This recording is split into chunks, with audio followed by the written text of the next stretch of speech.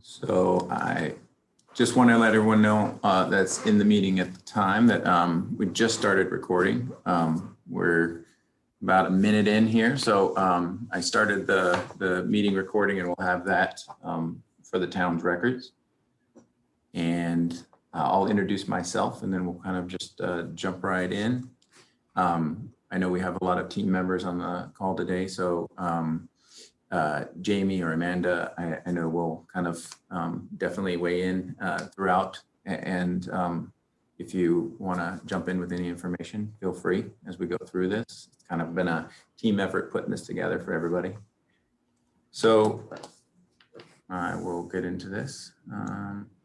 So somebody raise their hand if they have any trouble seeing the screen, or if there's any trouble with the presentation slides, but I'll start right in. So right now, so my name is Chad Atterbury. I'm a landscape architect and principal at Dig Studio. And we've joined the town of Gilbert in the initial sort of visioning and planning of the Paseo, which is a pedestrian and bicycle corridor through the Heritage District of downtown Gilbert. And it essentially becomes more than that, as you'll see, in terms of developing the public realm and tons of opportunity for programming and connectivity throughout the district. And so eventually what this project will be is a 15% design that will end up allowing the town to sort of chart a course for this project as the district develops.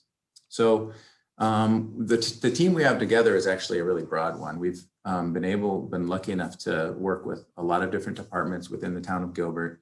And we have a lot of different entities represented. And then throughout this process, we're going to be meeting with the public and different stakeholders as well. And we'll kind of get into that.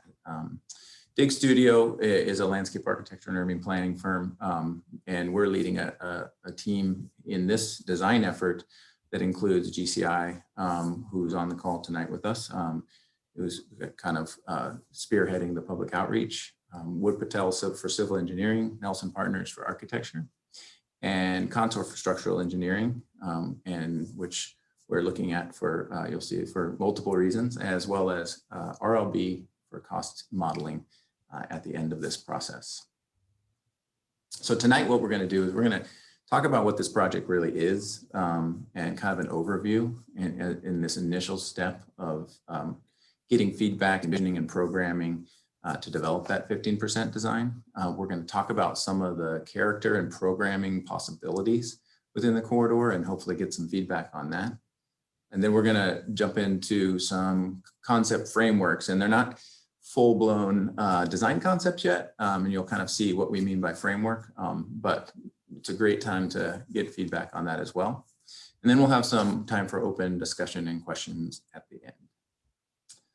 So what we really want to do in this initial outreach, like I said, is getting into the visioning of this project and talk about these initial elements. And so to do that, again, we want to look at kind of an overview of this whole process. This initial meeting is the first of 3, but beyond the 3 official meetings, we'll have multiple ways of engaging the public and hopefully getting feedback, including after this meeting, there'll be a 3-week response period to this presentation. And so the documents and the links provided today will also be up on a project website. And based on the schedule right now, we think we'll be able to have the next meeting in around September, and where we will have more refined design concepts sort of based on this initial phase. And then another opportunity to sort of report back where we ended up with that 15% design at the end of the year.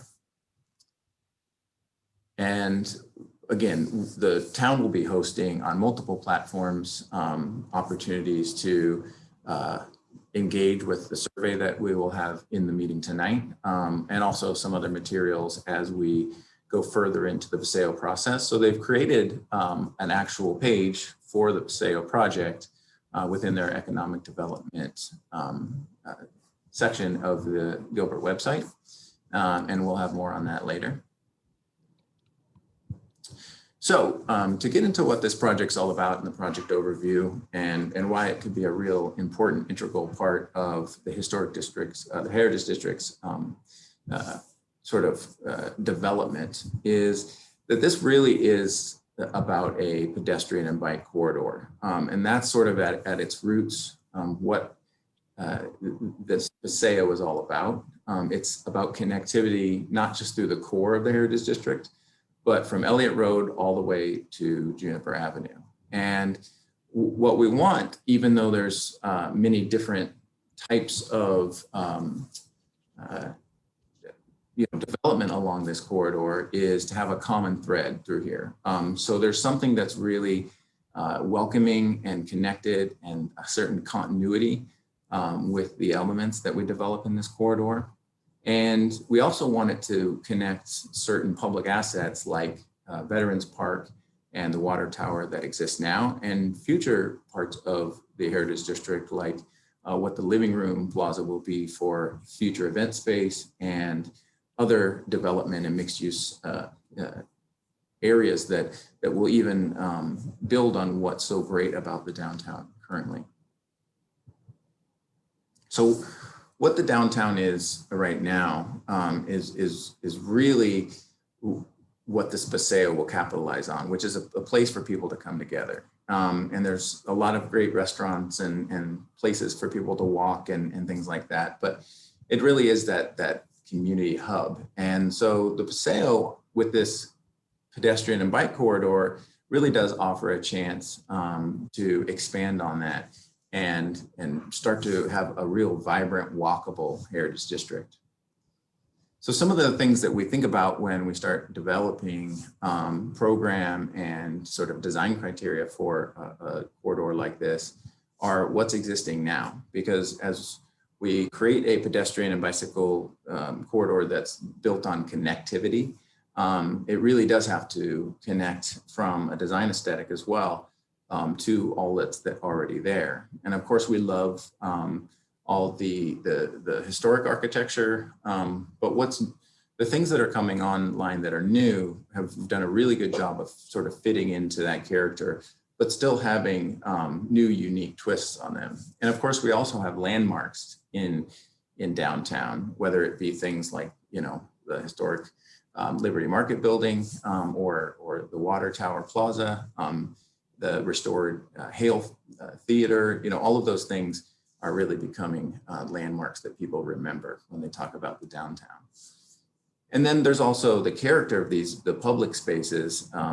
And one thing to kind of note with these public spaces is, there's an iconic element that starts to connect them. So of course, Water Tower Plaza, it itself is a public space, but as you see, its connectivity to the current farmers market location, even views from Gilbert Road and Veterans Park, all contain that water tower in there. So you can see how these things are connected in a way already, but in a real walkable, vibrant community, we really want those things to be physically connected by something as exciting as this Paseo.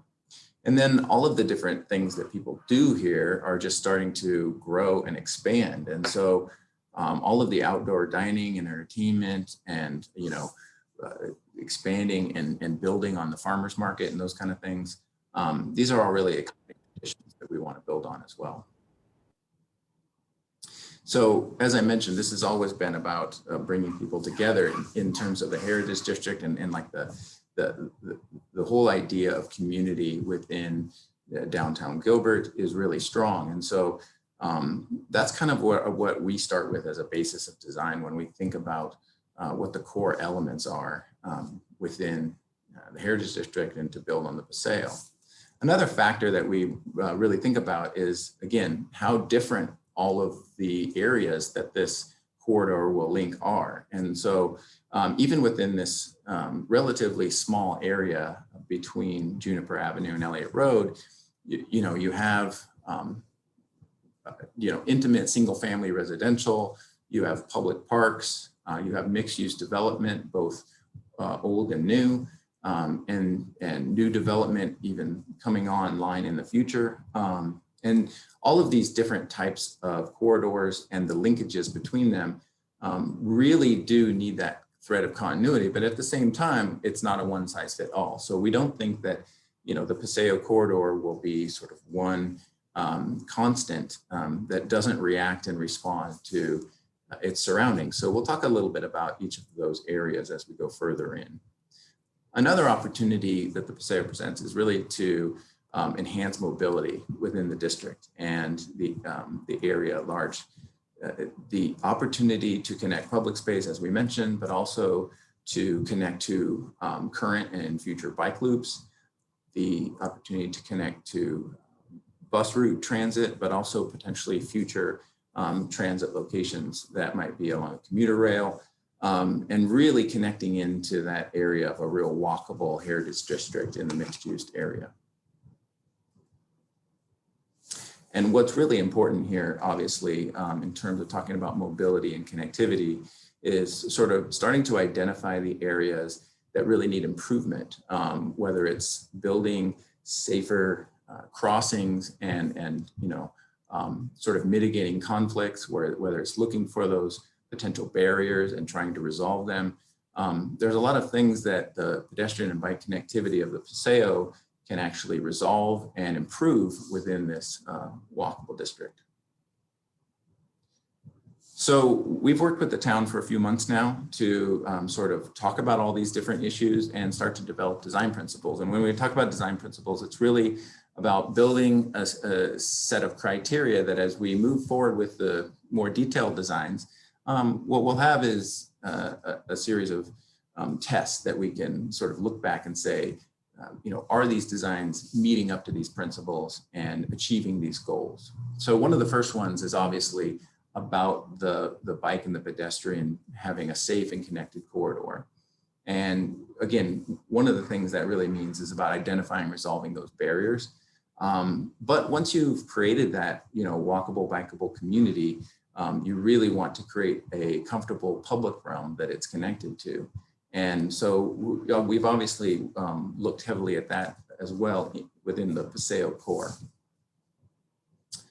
Another principle that we think is really important here is kind of creating a strong identity. And while the Heritage District and downtown Gilbert is sort of building its own identity as we speak, and it's sort of building on success at this point rather than recreating, but the Paseo itself can also have its own identity.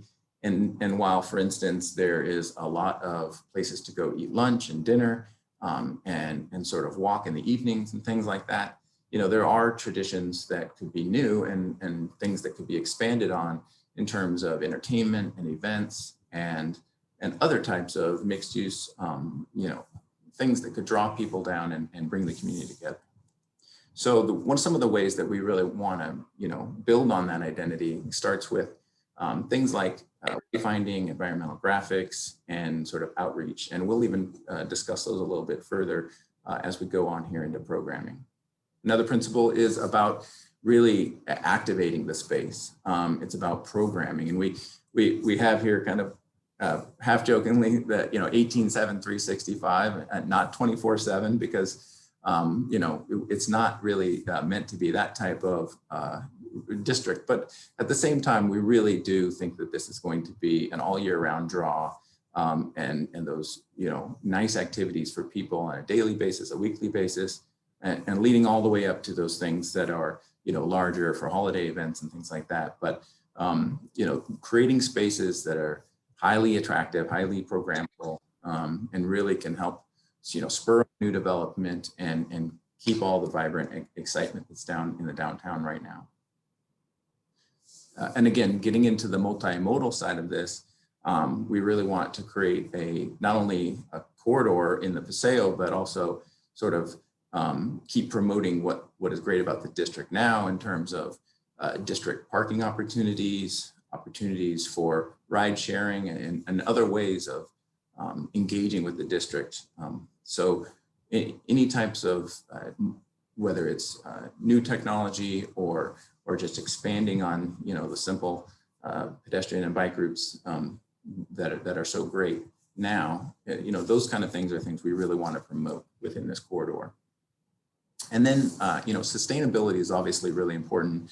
And it's important for a lot of reasons. One of those is that a lot of sustainable design techniques actually create really nice, comfortable microclimates for people. So when we talk about, managing how much hardscape there is in an area, creating shade, capturing water, or capturing solar power, a lot of those things also have the great benefit of creating nice, comfortable places to be. And so there's really multiple benefits in looking at the design of this in a really sustainable way in terms of the materials and the layout. So I kind of went fast through that.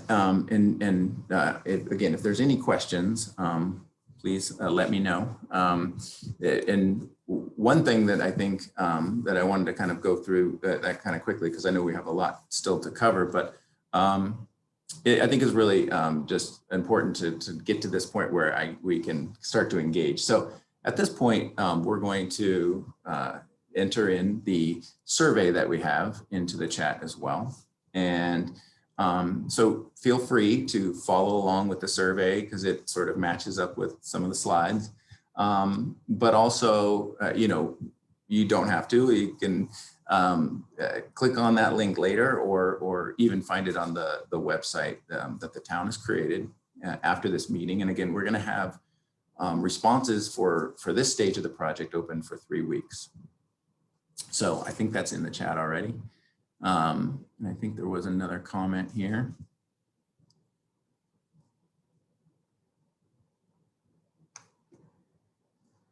So yeah, looking at the south area, south of the railroad, we'll talk a little bit about that. And again, I think that the area south of the railroad, again, is a distinct area in which would be treated in a certain way. And so we want to get to that part of the program here in a minute. So thank you for that. So one of the things that we'll look at when we talk about programming, and this gets to the first question on the survey and then kind of follow along here with the slides, is again, that idea of environmental graphics. And this is more than just signs. A lot of people think of wayfinding is basically signage and things like that. But environmental graphics can serve a lot of purposes. Again, it can get to that sort of creation of branding and identity in a district like this.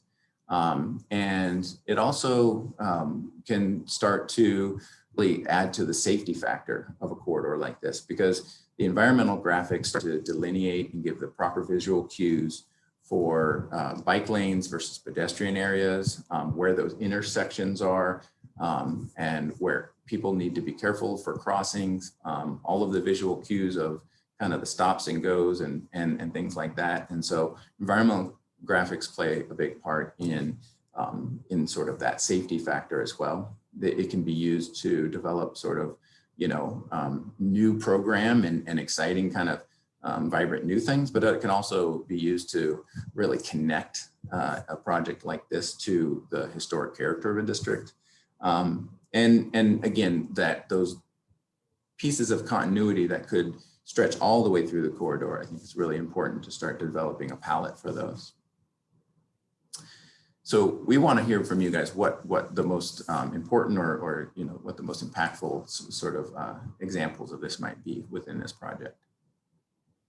Another part of the important character of this, and we'll have some examples in the concept frameworks, is sort of the building frontages and how a corridor like this really develops the width and the human scale connection to the development. And so, one of the things that I think is important here is providing that zone, that interface to the buildings that allows for a lot of different things to happen. And whether it's, outdoor dining, outdoor retail, programmable activated space, those that width for shady awnings and sort of arcades, but also sort of that natural shade from the landscape zone and a real kind of tree infrastructure that could be created in a corridor like this. So really how all of those elements interact with the building frontages and the consistency of that development is really going to affect this program as well. So we'd like to hear from you on that one as well in the next question. So the next question on the survey is a little bit about programming for that mobility and for that bike pedestrian corridor. So when it comes to safe and comfortable access, one of the things that we're kind of looking at in that question is, what really makes a safe corridor for you, and whether it's, those visual cues that we talked about, or, any of the other elements that, we think that are really important. So in the question about that, we have choices that we think are relatively important, but we'd like to get input on, what do you think will make this, from a bike and pedestrian standpoint, the most successful and the most safe? So again, getting to that programming aspect of this, and how in the core area of the Heritage District, this becomes a big part of the public realm. What are some of the social infrastructure and programming elements that would really add to the character of the Heritage District and would make the Paseo, more of a successful sort of corridor and pedestrian area? And we have a lot of choices there. So within this survey, we've actually asked for you to pick multiple choices. So I think you can pick up to 3 within the survey. But we'd really like to hear back. What do you think are the most not only important things to make a successful Paseo like this, but also the things that kind of add to the current character of the district and kind of expand on what's there already? And then again, in terms of, I think Arizonaites are very active, whether it's, trying to get out at night during the summer, when it cools off a little bit, or just how amazing the weather is here during the holidays, in the winter.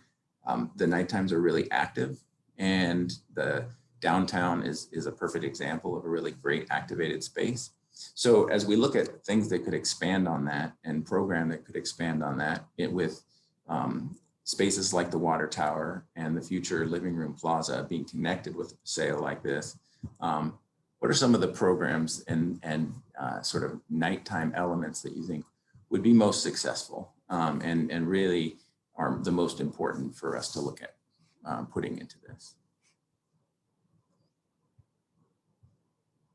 So with that, that was kind of the first part of the survey. And we want to get into some initial design concepts. So I want to kind of switch over to what we were calling concept frameworks. And the reason we're calling concept frameworks is because at this point, we're kind of gathering input, doing the analysis, and looking at what the important things are to drive the alignment and the connectivity, and sort of building the section and the width in the different areas, and looking at all those different characters.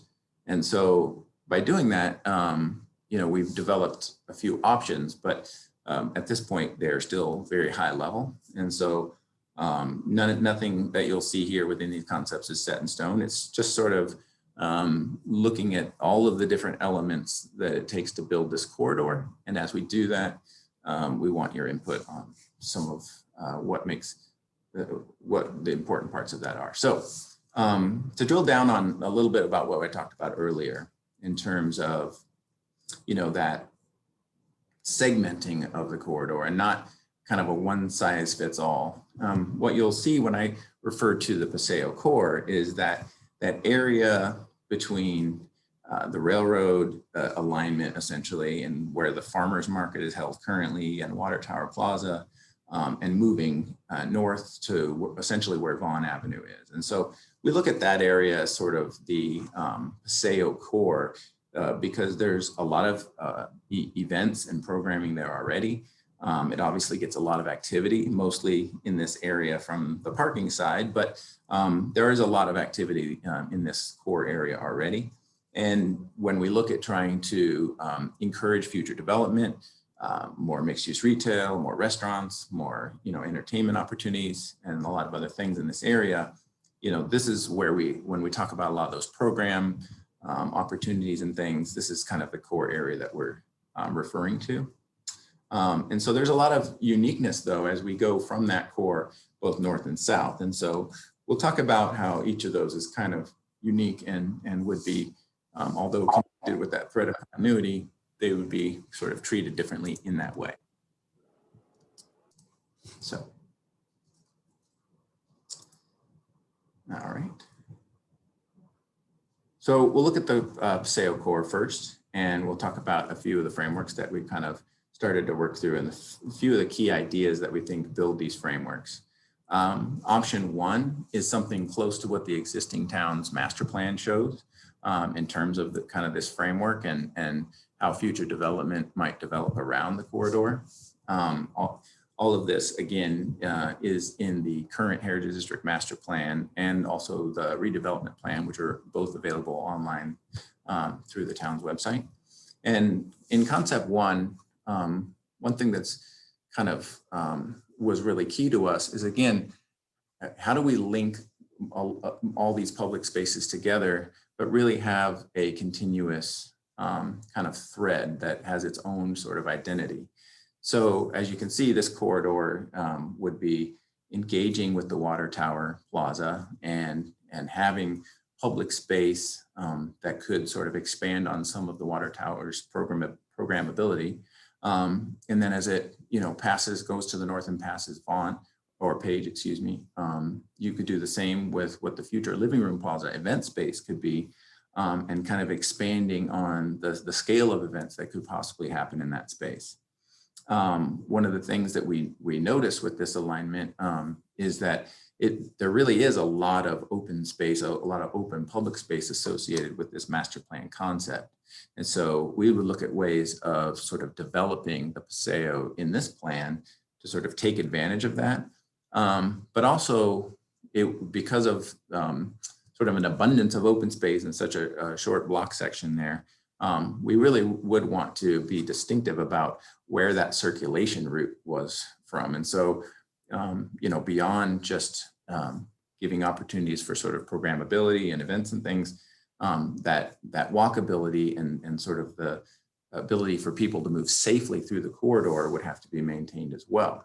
So that's really key. And so we kind of look at that area, for instance, kind of jogging a little bit around some of those event things and kind of moving in a way where we reduce a lot of the potential conflicts between people that are kind of moving through this part of the area versus the traffic and the circulation east-west and to a lot of the different amenities. So with that, when we are able to identify that pedestrian and bike circulation, then we can start to develop the core programmable areas where we can either place amenities and have sort of a lot of those public features for people, or also just have flexible space where, not only the farmers market and other current programs can come and build on, but also, build new traditions and have new features that, again, expand the attraction of downtown.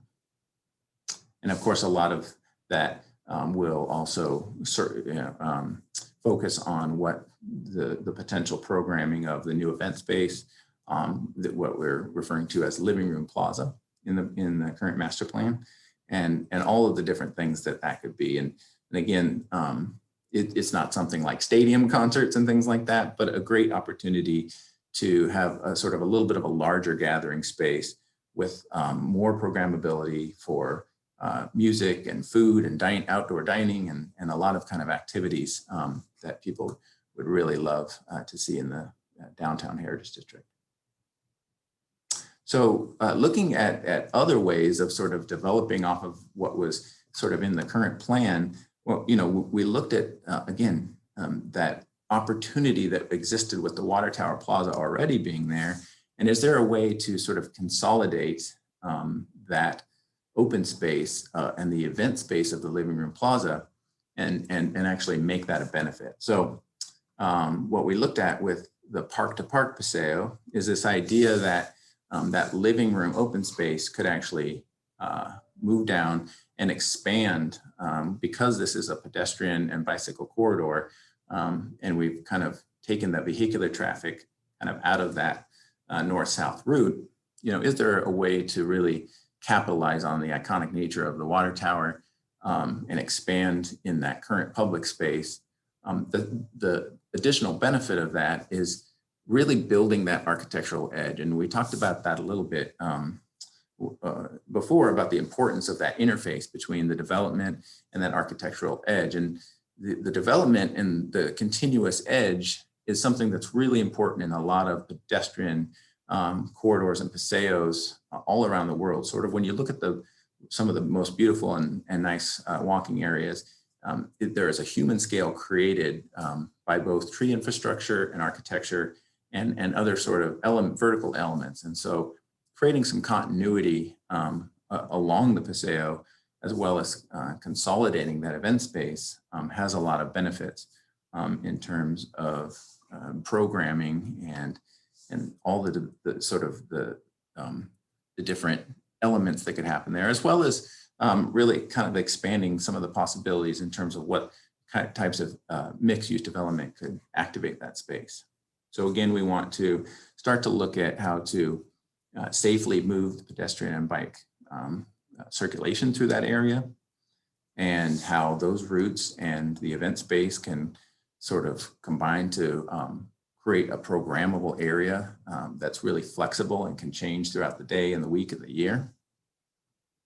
And when we talk about the park-to-park concept here, what expanding off the water tower plaza with sort of that living room space, and which would be sort of a nice kind of parky plaza-like space on a daily basis, it's really creating a new sort of expanded park on the north side of the railroad that potentially could connect to Veterans Park on the south side of the railroad, and really link those two great open spaces together.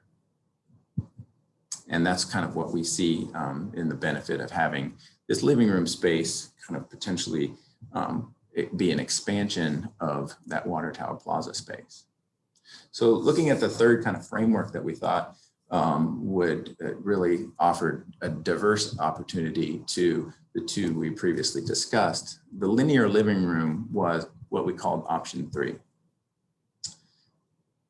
So obviously, as you can tell, this takes that event space and that living room plaza element of the downtown redevelopment plan, and it treats that as an expansion of the Paseo. So while we have a defined pedestrian and bike corridor that really works to make a really walkable and connected district on a daily basis, the expanded area in a linear fashion all the way down there has multiple benefits.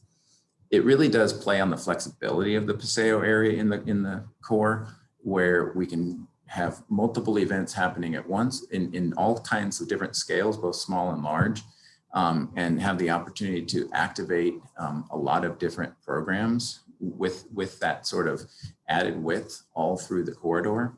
It also gives us a chance to have even more consistent architectural sort of edge and developable area along the west side of this corridor, and sort of linking sort of a nonstop, very consistent pedestrian way and event space and development from an architectural standpoint along that area. So in this kind of development with the linear expansion there, it also has a little bit more consistent and direct pedestrian and bike circulation, in the sense that you could see sort of less jogging with this particular route, and a little bit more simple and easy connectivity. And again, with this linear fashion, I think that the flexibility of the different scale of events that could happen in that core area you see highlighted there really is attractive. So at this point, we again have some questions about some of these frameworks and some of the concepts here in this core area. And we'd love to hear your feedback on those for those questions as well. And so with that, I'll move into sort of we'll start to go into these other areas. And when we talk about these, they really do have their own unique character. So I want to kind of treat each one a little bit differently. So obviously with the connection that we talked about in that park to park example, and just the overall continuity from Elliott to Juniper, looking at things like the railroad crossing and how we best achieve that is really, really important and critical to this project. So in the current plans that the town has online, the idea is, of an underpass obviously has been looked at, and we are kind of looking at all different types of options in terms of how to move people along the Paseo and cross through this district. So to dive into this a little bit, of course, there are ways to make underpasses attractive, and there are elements that could really add to the safety factor here and things like that. But there are also some things we really want to think about, like visibility and sight lines are really important. Lighting is also a really key factor in how usable and successful these kinds of connections are. And so obviously light throughout the corridor, those environmental graphics and chances for public art are important. But the element of that in a connection like this could be really important too, because the comfort and safety factor and the beauty of these kind of pieces of infrastructure is also really important to whether they're successful or not. And also we want to make sure they achieve sort of that multimodal goal. So those are some of the things we think about in this crossing. And we look at all the different constraints, of course, in potential crossings like this. And so we definitely want to consider those as well. And with that, we think how this engages with Veterans Park is really important. We've kind of looked at how it engages with them on the public side in that pedestrian or Paseo core, and thought about, really taking the grading changes and the elevation changes associated with something like an underpass and creating actual public space out of it, making it beautiful, making it usable. The ways to keep it safe are really to keep it activated and not creating dead space. And of course, there are other public elements like, amphitheaters and sort of those public steps that can be used for a lot of different things that actually incorporate that grade change. So are there opportunities for that? Those are things we're sort of looking for. Also, any vertical elements associated with these kinds of grade change and infrastructure elements, how can we sort of activate those with super graphics and potential, either media or when events activate that space to the north, are those things that we can take advantage of. And then as you can see in this diagram here, there's an actual opportunity to sort of keep the program associated with Veterans Park, the mature trees that are so nice, the program that's there for play and seating, et cetera, but also kind of enhance the park in a way by adding some more public space, some usable public space that starts to sort of buffer the railroad from the park in a little ways. And then works its way back toward Ash Street for that pedestrian and bike connection. So when we look at the second option, we also started to talk about what an overpass might be in this area.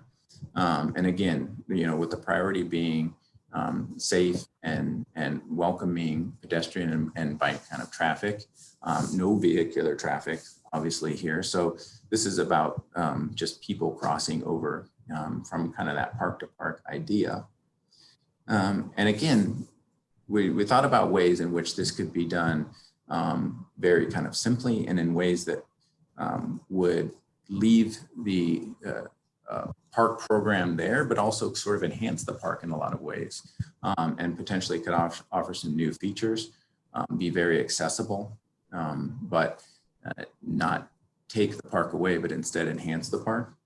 And in that way, use more of grading and planting and things like that to sort of build up this in more of a longer motion. And ideas like this are about not going immediately into a bridging motion and trying to keep it more park-like and more usable space before you get into some of the infrastructure needed to cross the railroad in a real simple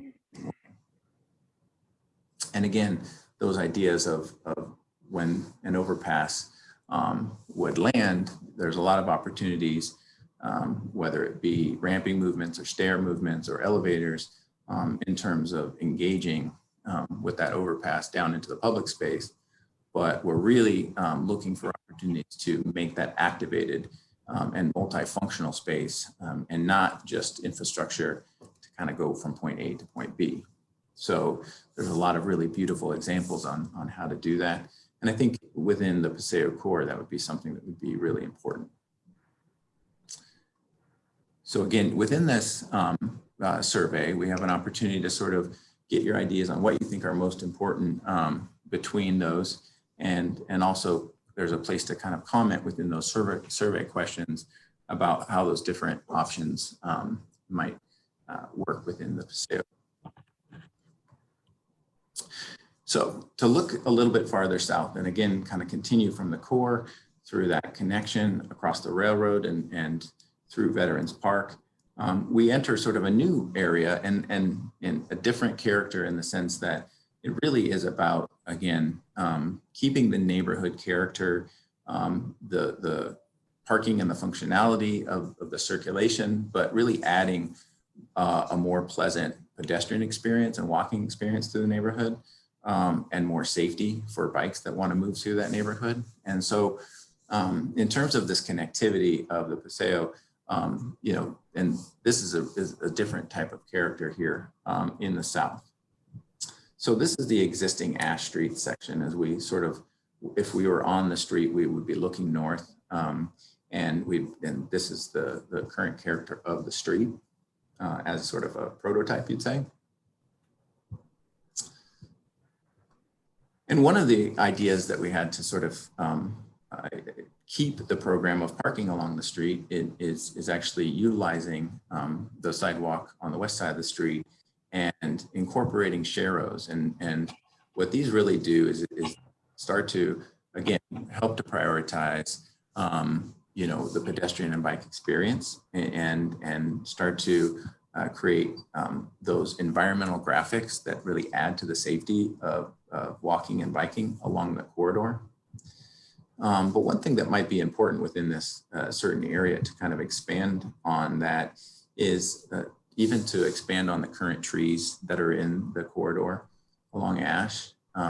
So to do that in a way that still maintains parking along the street, we would sort of leave space for parking, but potentially create a rhythm of trees sort of within that same parking aisle.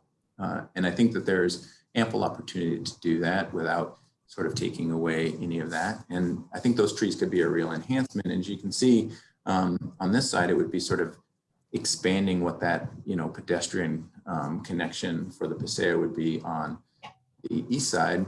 And then there's an opportunity to also kind of flip that and expand on what is a little bit wider walk and a wider landscape area on the west side as well. And so within a fairly narrow right of way here from curb to curb, we have the chance to sort of take this approach of beefing up the tree infrastructure in a way that maintains the parking. And really what that would really help do is really enhance what that what the trees and walking experience along that corridor already are.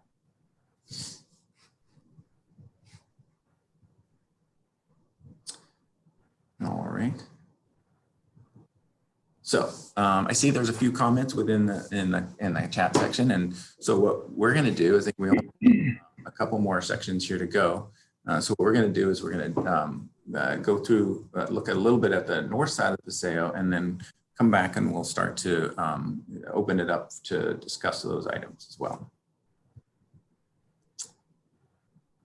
So what we're calling the North Alley sort of, again, goes from that central Paseo core area that we discussed earlier. And it starts to look through this kind of narrow part of the connection between some of the existing development and all the way through to where the canal sort of crosses on the Western Power Line Trail. So this connection to the Power Line Trail is very important, obviously, for a pedestrian and bike corridor. But also, you know, the connectivity across Vaughan, which is a busy street in the Heritage District, is going to be really important to, you know, create that connection at the Paseo that's really safe with all the proper visual cues and the things that create a connected but safe crossing. And then sort of to alleviate the potential for that narrowing of the corridor to feel like a barrier or in any way disconnect the Paseo, we really want to look at the ways that we can highlight the environmental graphics, the wayfinding, the identity of the Paseo through this area. And with that, what are the visual cues and the things that we can do to really make a clear biking lane or pedestrian corridor through this area, and do so in a way that sort of looks for those potential conflicts and mitigates them. So as we look at this kind of section through here of the existing development and how to keep the Paseo going and connected through this all the way to the north. One thing that would really be important is to bring out the again, the highlight where all the biking movements would be. And by doing this, there are some jogging movements in here, but what we want is to allow for any types of circulation through here, to see all the entry and access points, and have the visual cues and the time available to sort of make those connections. So we really want to be clear on how we move people through here. But one of the things that we could do as we move people through here is start to also sort of control the movement through here by how we program the space, or potentially even carry some of the programming of the Paseo core into this space.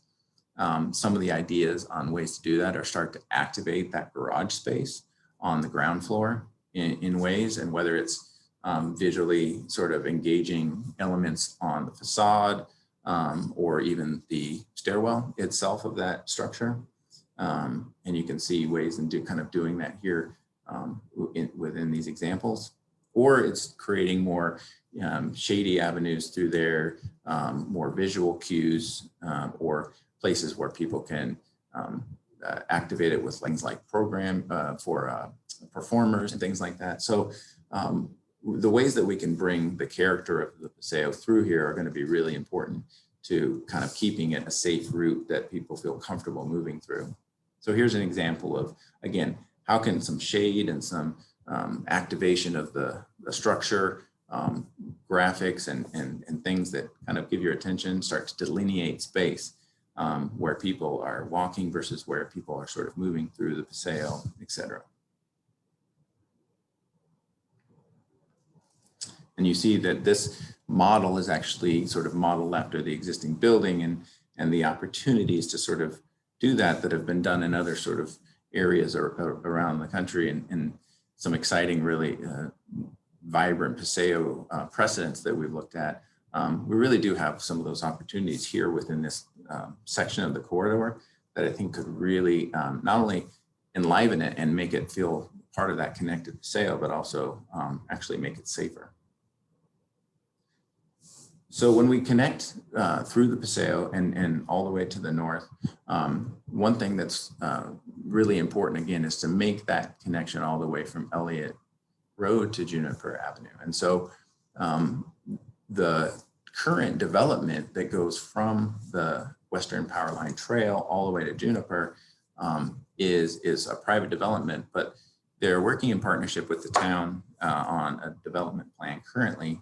And right now, within the development agreement, the Paseo will move all the way through that development. And so, again, we're looking at how we can create that continuity and those threads that will pull things like the paving, the styles, the lighting, and all of the different wayfinding and art opportunities in the rest of the corridor, and keep moving them through. So along with having that pedestrian and bicycle route, we also want the character to sort of be able to potentially move through to this part of the development as well. So some of the real key things to help unite and keep that continuity are going to be how we connect to public open space. And we've talked a lot about the different public open space opportunities farther south. But in this area, there will be what they call the commons, kind of in the central part of that development. And the Paseo will have an opportunity to connect that as well. And again, sort of linking from Veterans Park to the Water Tower Plaza, the future living room plaza, the Western Power Line Trail, and then into the Commons. And the Paseo becomes this really important pedestrian and bicycle link in this area. And the other elements that we talked about as opportunities within the core could also be really helpful in keeping that continuity, whether it's wayfinding or lighting or art opportunities as well. So I know there was a lot there and we moved through it rather quickly. I do see there's some comments and stuff that we want to start to get to. So I just will remind everybody that beyond this meeting, there's a lot of opportunities to sort of get online, either take the survey that we have there, leave comments, or also follow the project as it develops.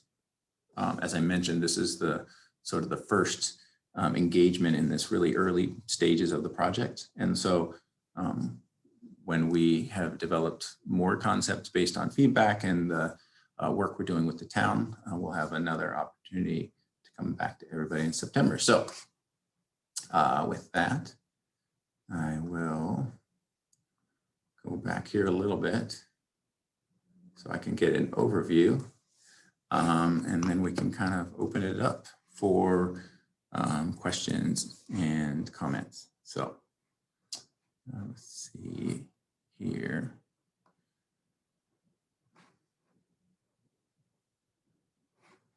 Anyone wants to step to do?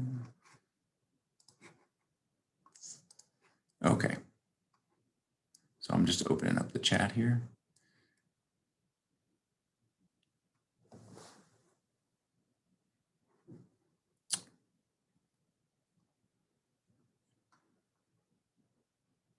So I'm going to go in backwards order, and so don't. Sorry if it's not first come first serve here. I'm just going to go in reverse order here. So one of the comments was that parking structures are notorious for attracting antisocial and criminal behavior, and I'm not sure what a PS is, but we can, if anyone wants to elaborate on that, feel free. And with a pedestrian walkway could become a hangout for delinquents, homeless, and vandals. What measures would be taken to address? Oh, parking structures, thank you. Of course. So I think you really bring up a really good point. And I think I will link my answer here to even the options that we're looking at for crossing the railroad corridor as well. Because I think there is a lot of sentiment, even potentially with underpasses, for instance, for those kind of things. And so what I think is really important about the way we develop the Paseo and the way we talk about the Paseo core into linking south to that connection or linking north through this connection by the parking structures and around the existing development and things like that, is when we talk about, lighting, programmability, activating space, creating environmental graphics that help with safety and also creating a really vibrant identity. A lot of that is not just sort of aesthetic or visual. That is the way to sort of activate a space and mitigate a lot of those different issues.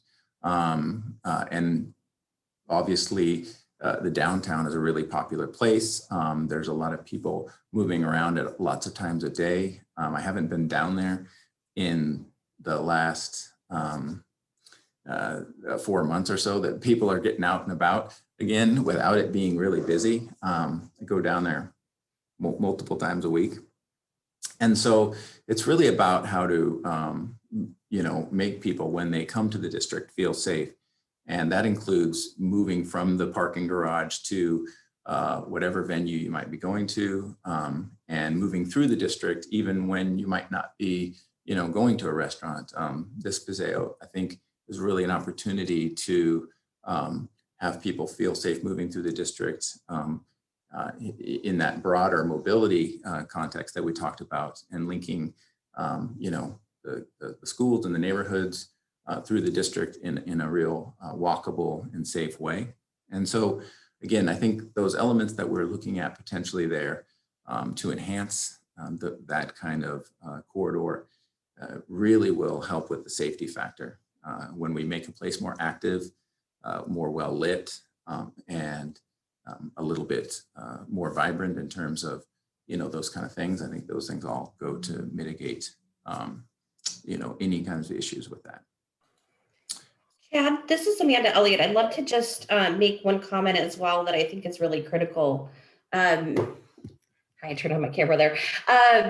We have a dedicated bike team with PD as well in this area, and they, we've certainly seen some challenges with the garage being hangout area for both the area on Ash and the new garage that's off of Hernway. And they've just done an exceptional job of working to mitigate those issues. And certainly we would continue working with them hand in hand to just make sure that we are mitigating any type of criminal activity as much as we can along not only areas by the garage, but along the corridor. Yeah, that's a great point. Yeah, I think it's kind of all the different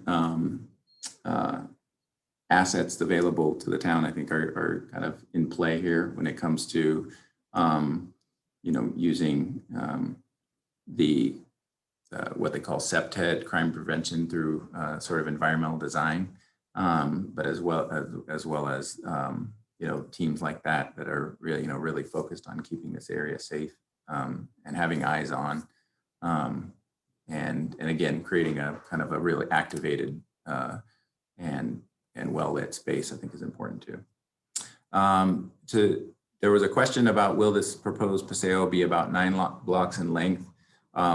It depends a little bit on the future plan of that north area, but essentially there are pretty small blocks throughout this corridor, very walkable, very human scale, and I think in the overall breakdown, if you include that north area development, you'll have about 9 or 10 blocks. That's about correct, I think, but they're very short blocks in terms of sort of walkability. And so I think it really does connect to a lot of the different areas within the district really well.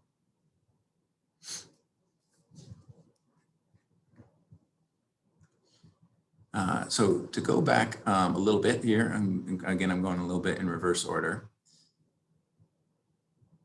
So one thing was asked was, how do you plan to ensure safety of pedestrians through the residential areas that have aggressive dogs jumping over block walls? I think there are a lot of things you can't control in terms of that, but I think, again, one of the things that really helps pedestrians feel safe is room and having space. So, the more tightly you are up against a wall or a fence, the potential, there's more potential for that. So anything that we can do within, the development of the Paseo design to sort of give more space. It's similar, different, but similar in terms of how feeling safe along a road. When you have a little bit of a buffer, whether it be from landscape or trees or what have you from the road, you feel a little bit more safe. So I think space and finding the right Paseo route and the kind of the right design enhancements along that area to give space to where there's less of those conflicts with fences and walls, and that will help make pedestrians, I think, a lot more safe in my mind. I don't know if anyone wanted to add to that. Another idea here was that, or a comment was that it says trees will make it harder to see bikes when you pull out for parking in the South Paseo. So I think one thing that's really important about the selection of trees within any kind of design like this is, again, the character of the tree.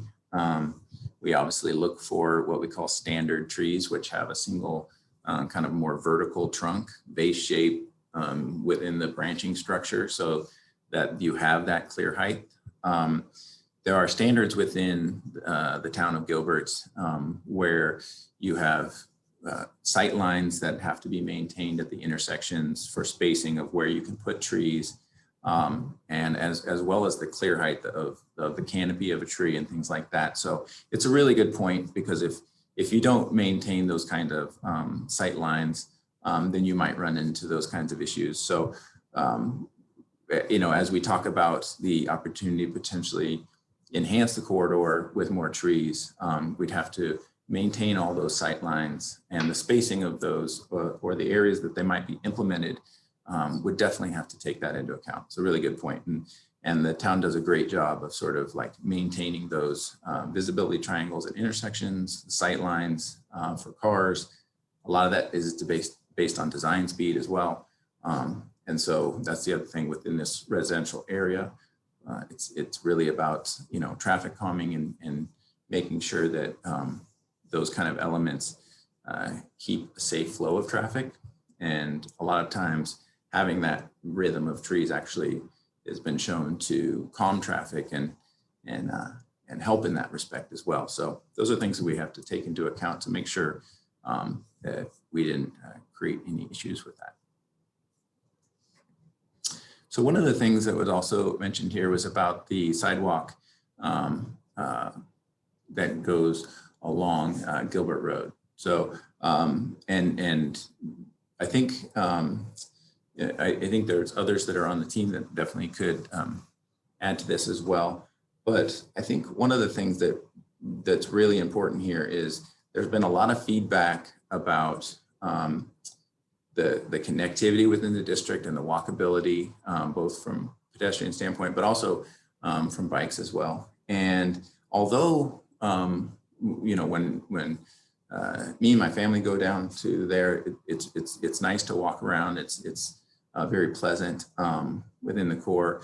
If you are moving from, say, Elliott Road to Juniper, or even any of those sort of making those longer connections and things like that, there is a lot of traffic on Gilbert Road. And so, and one of the most interesting things that came out of the recent transportation survey was, that question of, what would make you walk more within Gilbert. And I think it's really true of this area as well on Gilbert Road is sort of dealing with those crossings and those connections in a really safe way. So, one of the things that Paseo tries to do is focus on the pedestrian and bike connections and really deal with those, all the connectivity of that to make it more safe. And I think that that's one really important thing. Because of the popularity of downtown Gilbert, there obviously is a lot of traffic on Gilbert Road. And so, having that dedicated pedestrian corridor really, I think, makes a more safe, attractive connection. But as we talked about a little bit, it also offers a lot in terms of developing and expanding on the public realm and the programming opportunities in the district. Chad, this is Amanda Elliott with the town. If I may, during the redevelopment plan update in 2018, we had about 5 years of public outreach really leading into this. And what we heard time and time again, and this kind of parlays into the question earlier about why would this Paseo come through the neighborhood? What we heard from people was their children are walking along Gilbert Road. Gilbert Road has 8-foot sidewalks. And with the traffic congestion, there was concern about the safety of children, making that safe connection to school. And so this was one of those opportunities where we could connect the neighborhoods and provide that safe route. Whether you're 9 or 90, you can get from the northern portion of the district to the southern. And as many know, there is a school just south of Elliott Road there, and there is a crossing hawk for the school right in that area. So we really try to listen to that outreach and to the public comment and address that in a thoughtful manner. And that's what this connection of the Paseo does, as it connects the neighborhood to the core. Well said. Yeah, that's definitely important.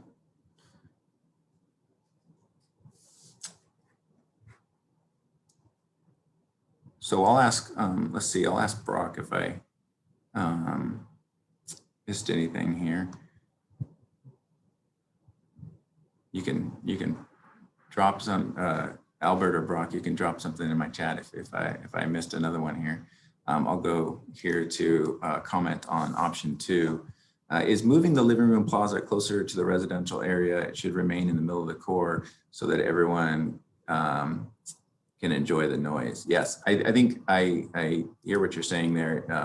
With the programmability of the space being described as an event space and talking about some of those activities, those evening activities and things like that, I think that's definitely something that we're cognizant of is sort of that proximity and the noise.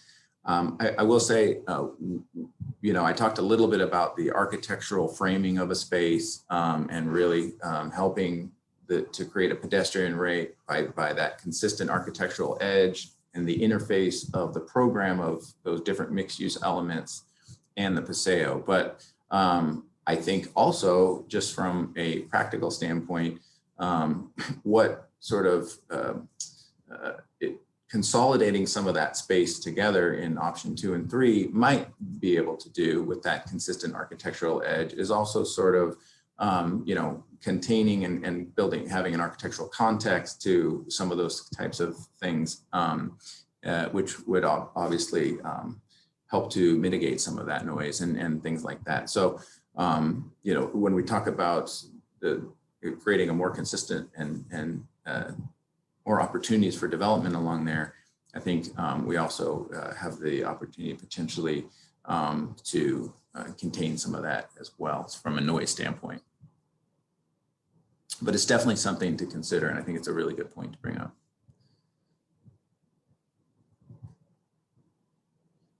Yeah, I saw the question about in-person meetings. Thank you for Amanda for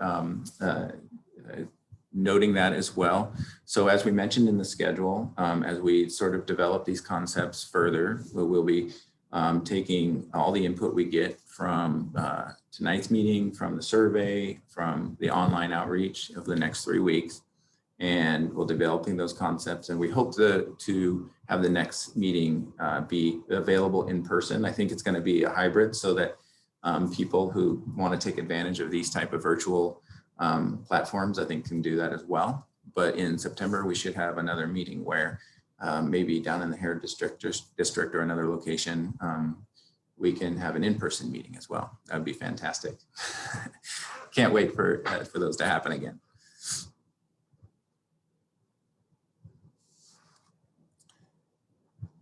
And I will second Albert's reminder in the chat to, if you didn't already see the link at the start of the chat this evening, if you were joined us this evening, to be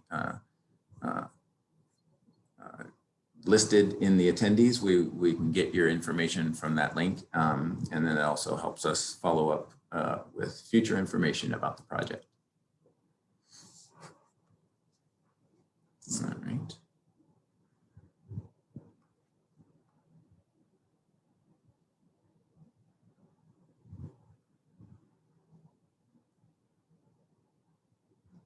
I think we captured most of those comments. And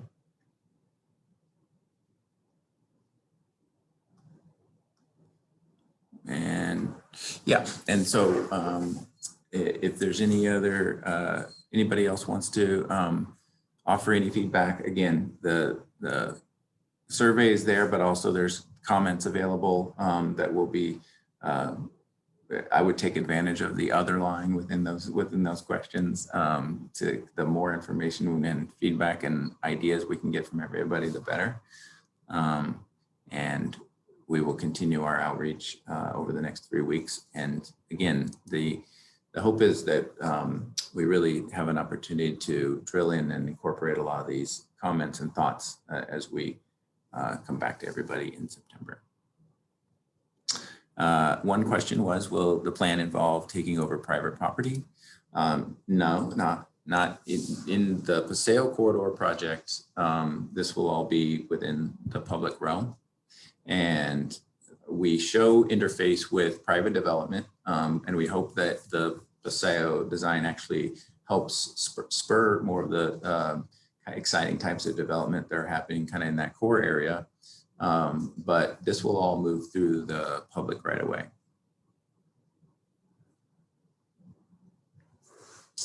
Great.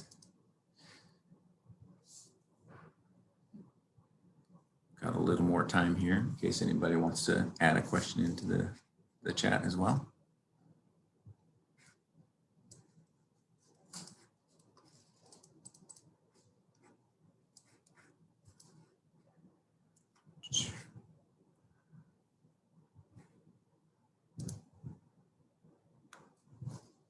I'll also open it up just to the other. Will our suggestions be taken into account? Yeah, and I think that is a great question as well. I think one of the things that's important when you're developing a public project in the community is to actually sort of really drill in and use the feedback to kind of shape the process. And so it's really important that we have all the input we can possibly do. And that's why we're not just kind of going at this first time. I think it's really important to kind of go throughout the process. And the report back at the end will be really important as well. So as we arrive at the 15% design, I think that's going to be really important to have everybody weigh in at that point as well. Chad, I can answer the question from Denise. This is Amanda Elliott with the town. There's a question about, will there be a parking structure at Washington and Elliott? We had previously had a request for proposal for what we call the South Anchor development, which shows neighborhood services, potentially some office and residential.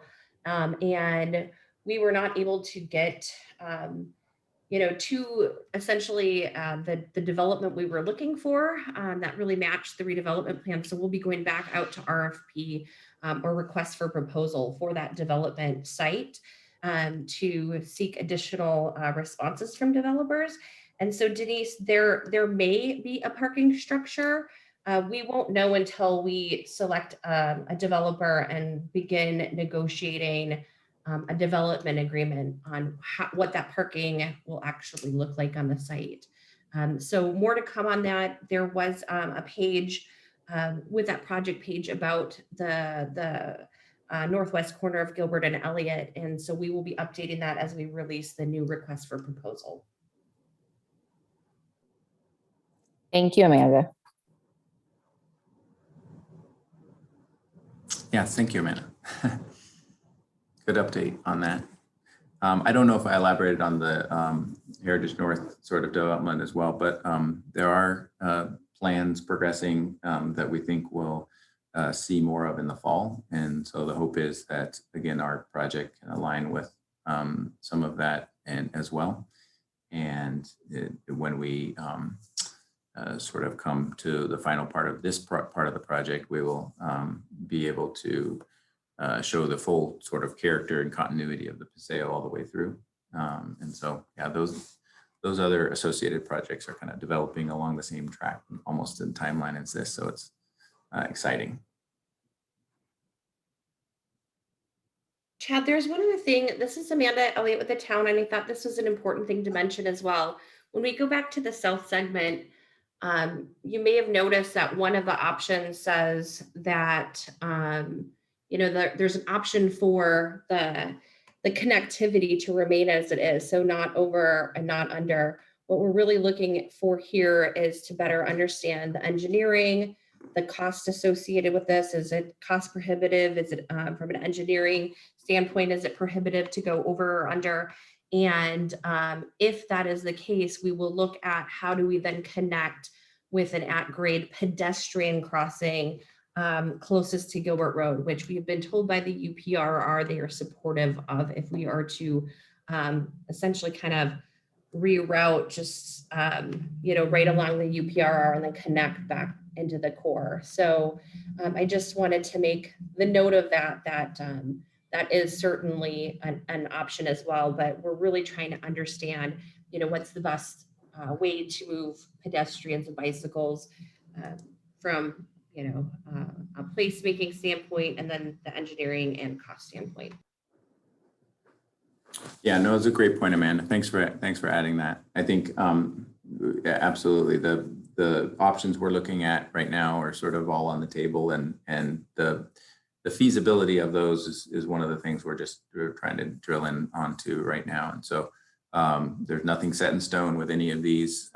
It's the highest priority is sort of the overall safe and connected experience of the Paseo, but how that is achieved, we're really in the stage of defining that and finding the feasibility for all the options. So it's a great point.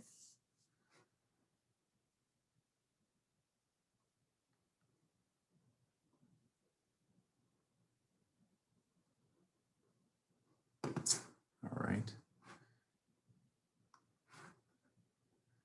And there looks like there's a question on why is that option not included in the public input phase? Again, our goal here is to first validate whether or not the engineering and the cost works on this as part of this. And so if it doesn't, we know that that crossing is simply an option. So we're asking, of the two other options, over or under, what would be preferred?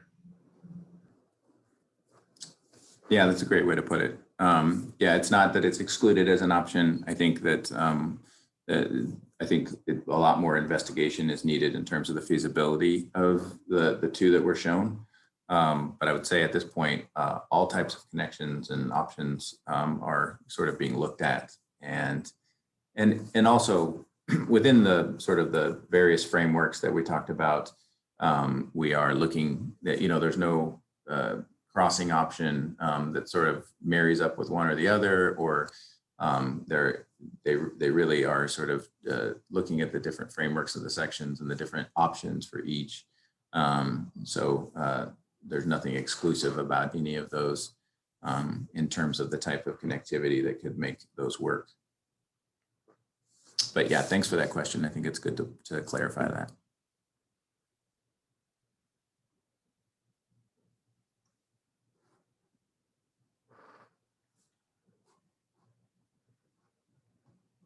Let's see. I'm missing any more questions here?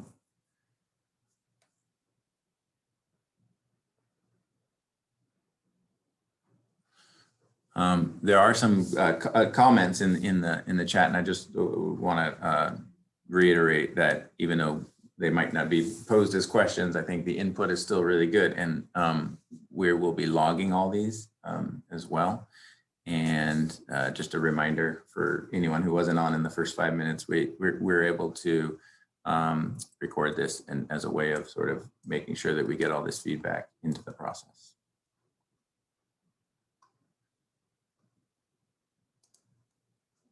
I think that was on there as well. One other item that was pointed out by the team, and this relates back to one of the earlier kind of comments and questions about the use on Gilbert Road, was just to clarify that there are not any bike lanes currently on Gilbert Road in that area. And so, again, that's one of the things that throughout the district, we're trying to enhance the kind of multimodal aspects and the bike and ped opportunities here. So right now, Gilbert Road does not have that in that area, just to clarify.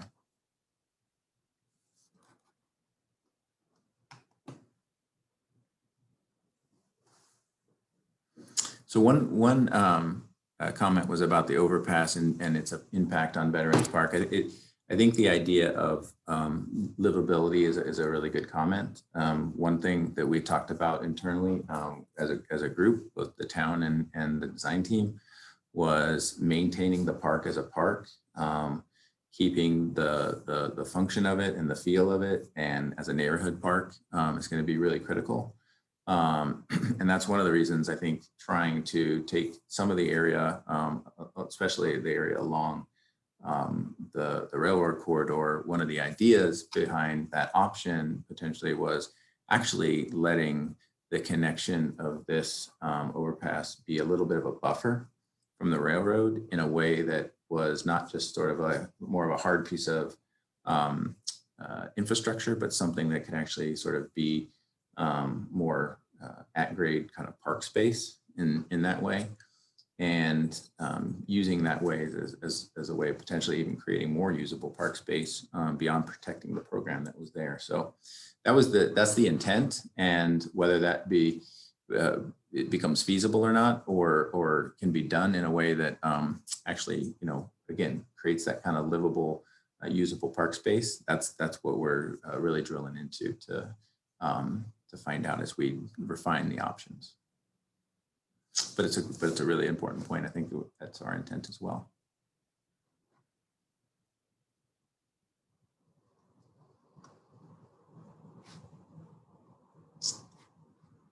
All right.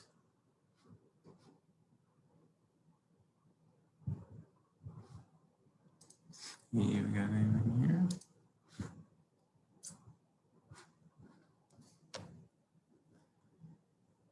Well, we're almost out of time here, and I want to just take a second and thank everybody for joining us this evening. And again, we really appreciate all the feedback, and it's been excellent so far working with the town's team, and who's really dedicated to providing the best environment here for the community and the neighborhoods involved and all the stakeholders. So I think this is just an important first step in the process, and we're really looking forward to our next engagement here coming up in the fall. Is anyone at the town's team? I don't know if anyone wanted to add anything to that before we go.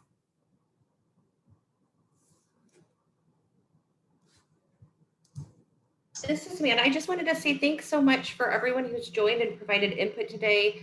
Certainly, we will have the link online for the survey and additional public meetings. We'll be getting flyers out and door hangers, and certainly encourage you to encourage others to participate and provide feedback.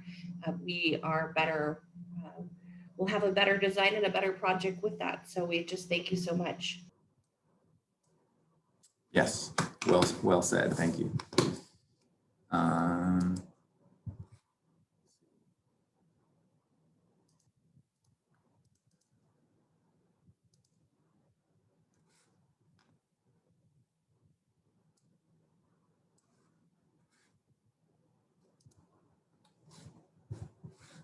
One more question before we go away. I'm gonna take it on. So there was a question about the 187365, and again, specifically not using the common phrase 24/7, and making sure there's 18 in there. But I want to clarify, the types of programs that we talk about, whether it's having an event in the event space or what have you, those are not the 7 days a week, 365 types of programs. I think one of the exhibits that we've used from one of our partners in here was kind of the upside down pyramid. The daily activities, I think, are what could really make the Paseo great. Having a nice place to walk in the morning, and looking at, having nice shady tree corridor to move through and stroll through, in the evening.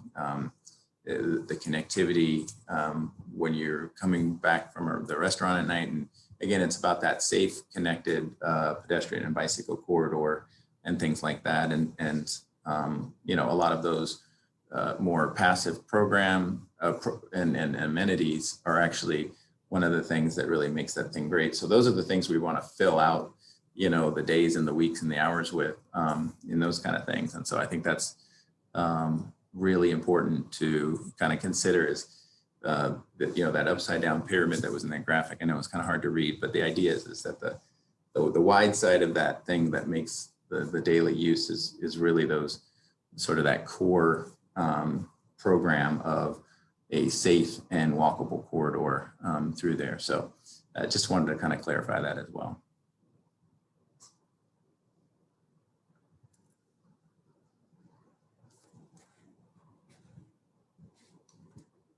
All right. Well, we'll have more opportunities to start to keep collecting your comments, and I appreciate all of the input that we've gotten this evening. It's been great. And with that, we will say good night.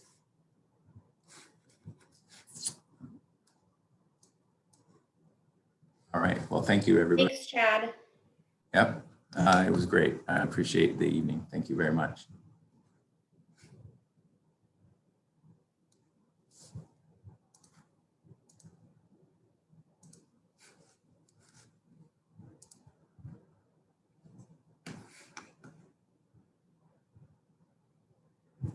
Hi.